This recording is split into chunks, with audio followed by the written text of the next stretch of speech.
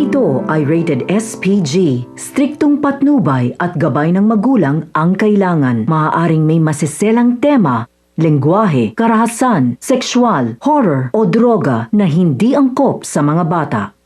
Pagka-uwi nga nitong si Thea sa bahay nga nilang dalawa ni Edward, ay dito niya na nga sinabi kay Edward na sobrang busy siya sa trabaho kaya late na nga siyang nakauwi.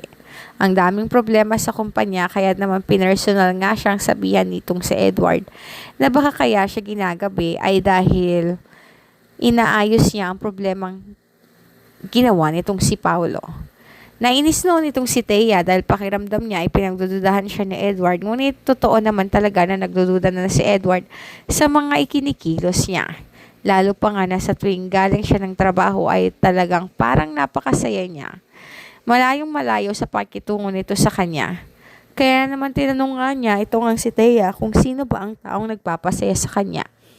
Natulala at natahimik naman itong si Thea dahil pakiramdam niya ay may nalalaman nga itong si Edward.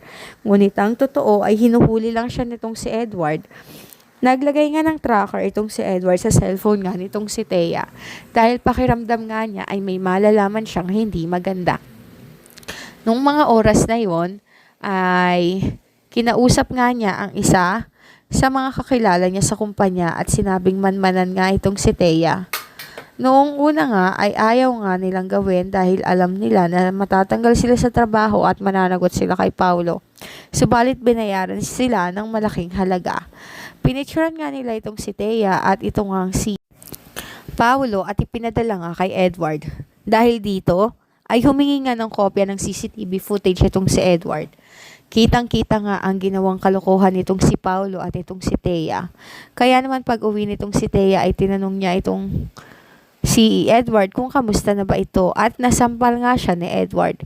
Sinabi ni Edward na kailan pa siya niloloko nitong si Thea. Alam niya na ang katotohanan kaya tinanong niya rin kung anak ba talaga niya ang kasama nila sa kondo.